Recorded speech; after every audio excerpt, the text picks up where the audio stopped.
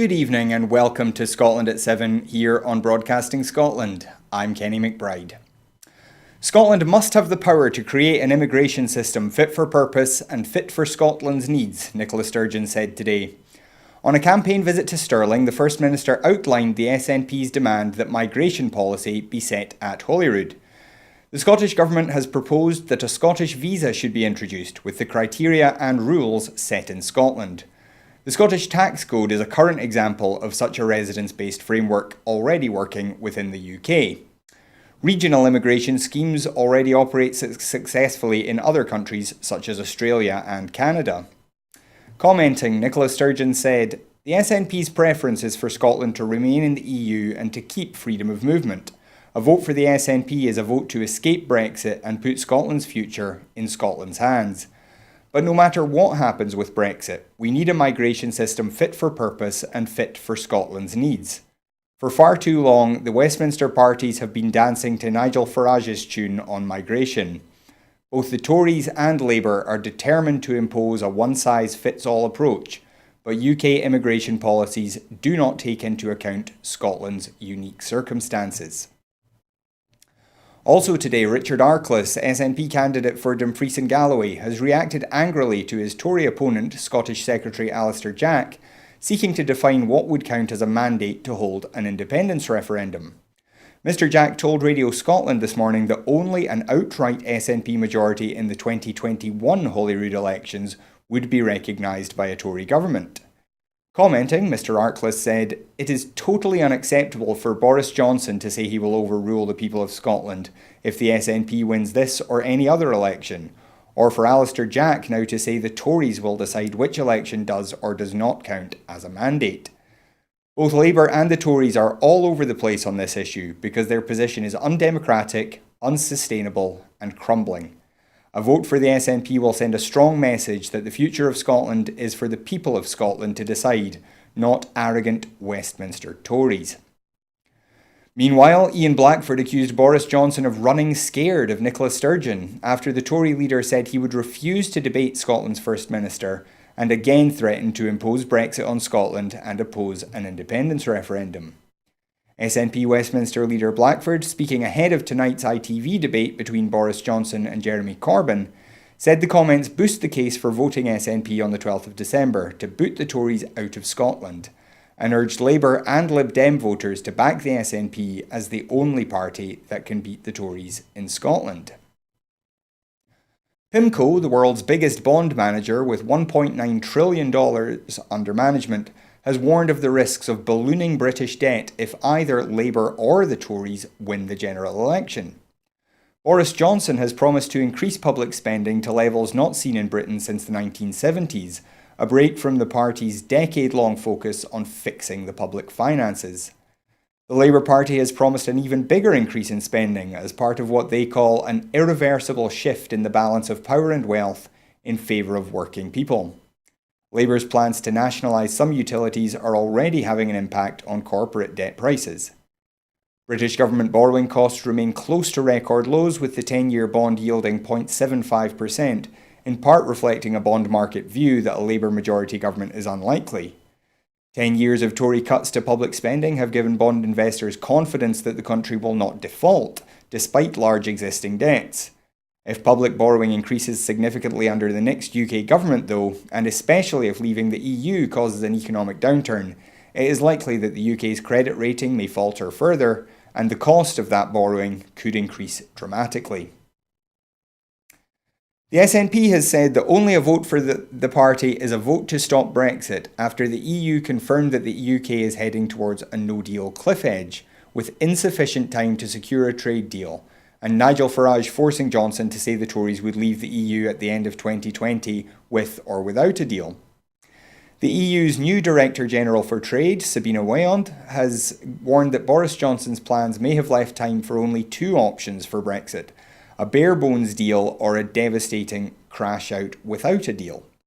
The remarks contradict Boris Johnson's comments on BBC Breakfast last week that there was bags of time to secure a comprehensive trade deal. Stephen Gethins, the SNP candidate for Fife North East and the party's Europe spokesperson, said, These comments from the EU confirm that we are heading towards a no-deal cliff edge, with insufficient time to secure a proper trade deal, and Nigel Farage forcing Johnson to say the Tories would leave the EU at the end of 2020 with or without a deal, an outcome which we know will cost thousands of jobs, put our valuable NHS up for sale in a grubby Johnson-Trump deal, and harm people's livelihoods. Boris Johnson's nod and a wink pact with Farage makes the prospect of a hard Brexit more and more likely. The Conservative Party has suspended their candidate for Aberdeen North over allegations he wrote anti-Semitic, Islamophobic and homophobic tweets 7 years ago. Ryan Houghton apologised for the posts, which included questioning evidence of the Holocaust, and claimed they had been taken out of context. The National first uncovered these posts. One said that although there was no credible evidence to suggest the Holocaust did not happen, I do find some of the events fabricated. He was also quoted as saying he did not see how homosexuality was good for the human race, that Islam's core teachings had the goal of world domination, and that some Muslims had big families with the aim of creating Eurabia. A Scottish Tory spokesman said, "The comments contained in these blogs are unacceptable, and Mr Houghton has been suspended as a member of the Scottish Conservative Party as a result." The party has also withdrawn its support for his candidacy in Aberdeen North. The Scottish Conservatives deplore all forms of Islamophobia, homophobia and anti-Semitism. Despite the Conservatives removing their support for Houghton, he will remain on the ballot as his nomination papers have already been submitted. Aberdeen North was won in 2017 by the SNP's Kirsty Blackman, with Labour in second place. In a pastoral letter which will be read at all 500 Catholic churches in Scotland this weekend, Scotland's Catholic bishops will urge parishioners to participate in the general election and to elect an individual representative who reflects as closely as possible our beliefs. Scotland's Catholic bishops warned that a creeping intolerance towards religious belief has become a part of life. The letter asks Catholic voters to reflect on a range of issues and to raise them with the candidates. Those issues include freedom of religion and conscience, both at home and abroad, poverty, and nuclear weapons and the arms race. The letter describes reliance on food banks as a telling criticism of a society that has forgotten its poor people in its midst. On nuclear weapons, it says that the use of weapons of mass destruction is a serious offence against God and against humanity. Excessive accumulation of weaponry is described as a considerable threat to stability and freedom, as well as a misuse of public funds that could serve to address the needs of the disadvantaged. In topical questions at Holyrood today, Health Secretary Jean Freeman gave a devastating response after Tory MSP Jamie Green asked the Scottish Government for its response to reports that NHS staff shortages are putting cancer survival rates at risk. And here's what happened. Cabinet Secretary. Well, just on the latter part, I'm sure if Mr Green cares to refresh his memory with the waiting times plan that I published about a year ago, he'll be able to see when that date actually is, because it's set out in great detail in that plan. In terms of the report has 3 key recommendations. I'd just like to update you briefly on those. Develop a national model of workforce planning. I have made the commitment that our national workforce plan, in addition to the other workforce plans that we have already published, that the integrated national workforce plan will be published before Christmas recess. Unlock the potential benefits of linked patient data. This is really a critical part of the report with which I couldn't agree more. It is, of course, easier to write than it is to do. These matters are complex, but I'm sure members will be pleased to know that we have almost reached an agreement on joint data controller and data sharing, and deliver a step change in the provision of holistic cancer patient services. And of course, our joint £18 million in total work with Macmillan Cancer does precisely that, in providing that holistic wraparound service. Final 2 points, Presiding Officer, if I may. I do think it's worth noting that our 31 diagnosis to treatment target has been met at 96.5%. That will be 1.5% over the target in this Q2, which was September 2019. So progress continues to be made, and indeed on the 62-day target. And my final point is to let the member know, I'm sure he'll be delighted by this,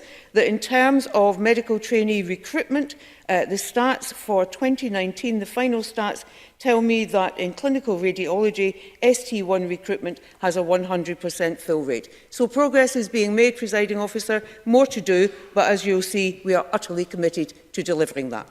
Jamie Green. The Cabinet Secretary is right, there is more to do, there is much more to do, as the statistics show, and behind every statistic is a cancer patient who's waiting to be diagnosed and to be treated, and that's the reality of the situation. Presiding Officer, the problem here is that consecutive health secretaries have been repeatedly warned about these challenges over the years. As far back as 2015, the Royal College of Radiologists issued warnings about low uptake of radiology. In 2017, an Audit Scotland report flagged similar workforce planning issues, and in 2018, a leading radiologist, Dr. Baxter Grant, warned that our services were on red alert. He went as far as saying that if we do not address these issues, there simply won't be a service in the next 3, 4 or 5 years. So let me ask, why, after years of repeated warnings from health professionals right across the sector, has such little progress been made? And will she formally respond in writing to the recommendations in the cross-party group's report?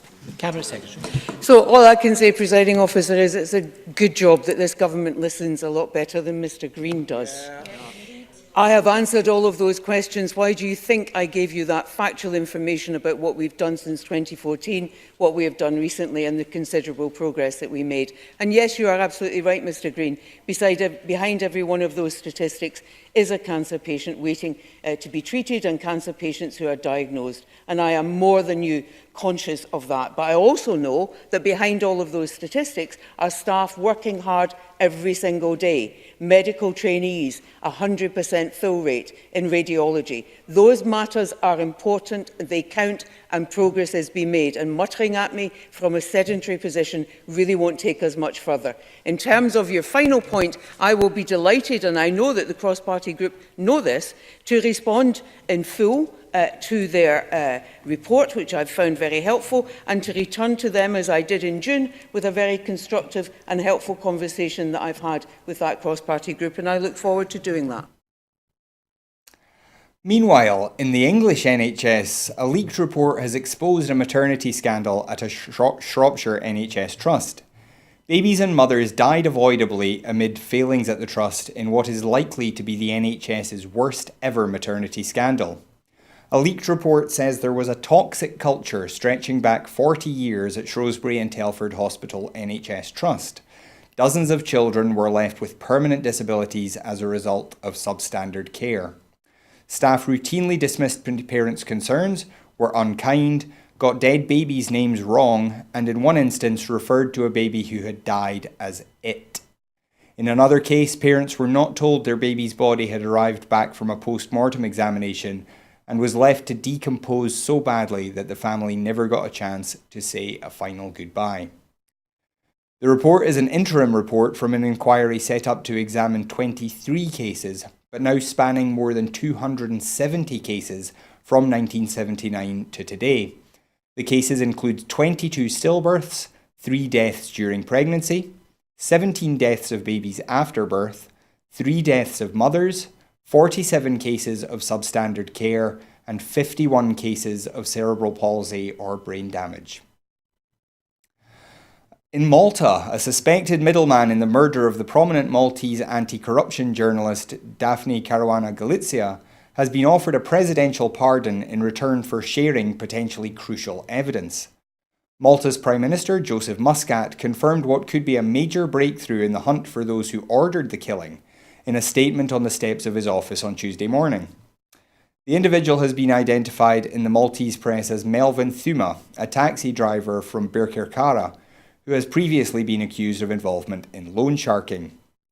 He is reported to have offered to name those who gave the order in exchange for a pardon. Thuma is also said to have liaised with people who allegedly helped procure the explosive device that killed the journalist. 3 men are awaiting trial for planting the car bomb that killed Caruana Galizia near her home in the village of Bidnija in October 2017, but those whose instructions they were following are believed to still be at large. In Washington, a White House official testified in the impeachment inquiry against President Donald Trump today that a phone call the president made asking Ukraine to investigate his political rivals was improper, and also denounced attacks on witnesses in the investigation. Army Lieutenant Colonel Alexander Vindman, the White House National Security Council's top Ukraine expert, testified at the third public hearings in the impeachment effort before the US House of Representatives Intelligence Committee. The inquiry focuses on a July 25th phone call in which Trump asked Ukrainian President Volodymyr Zelensky to carry out 2 investigations that would benefit him politically, including one targeting Democratic political rival Joe Biden. The other involved a debunked conspiracy theory embraced by some Trump allies that Ukraine, and not Russia, interfered in the 2016 US election. It was inappropriate, it was improper for the president to request, to demand an investigation into a political opponent, especially from a foreign power where there is at best dubious belief that this would be a completely impartial investigation and that this would have significant implications if it became public knowledge, Vindman told the committee. It is natural to disagree and engage in spirited debate. This has been the custom of our country since the time of our founding fathers, but we are better than personal attacks, Vindman told the hearing, in reference to Trump's aggressive attacks on the character of those testifying against him. And Scotland must have a seat at the top table for crucial fisheries negotiations next month by sending Scotland's Rural Economy Secretary to lead the UK delegation, the SNP has said today. The talks will take place just days after the UK election, raising the risk of a hung parliament leading to no functioning government or an inexperienced minister being sent to the talks. Scotland makes up by far the largest part of the UK fishing industry and has world-renowned expertise on fisheries. At EU Fisheries Councils, Flanders, which accounts for the overwhelming majority of Belgian fisheries products, leads the Belgian negotiating team as of right. Speaking ahead of the annual Holyrood debate on the end of the year fisheries negotiations, SNP MSP Stuart Stevenson said, "Scotland's fishing industry needs an experienced and capable voice at these talks. The science is challenging, and this is the last time for at least a year that Scotland and the UK is going to have a voice in EU talks on fisheries. So this isn't the time to send someone with limited or no experience. We also know that the Tories have form when it comes to selling out Scotland's fishing interests, and it looks like they are gearing up to do so again." In the debate itself, Parliament gave strong support to the fishing industry, emphasising concerns around the safety of fishermen, the sustainability of fish stocks, and calling for fairer distribution of quota allocations. That is all the news we have for you tonight. Thank you very much for joining us, and as we tell you every time here, and we hate to do it, we really do, but we have to ask, can you support us? If you are able to support us, if you can do anything to help keep Broadcasting Scotland on the air, please do go to broadcastingscotland.scot/register and sign up as a supporter. Your £5 a month can make all the difference. And if you're not able to commit to £5 a month, then a donation of any size is very, very welcome. If you can afford a big donation, then you will be especially welcome, and we might even say thank you.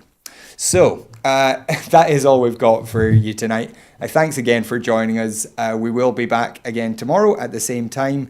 And until then, thanks for joining us. Good night.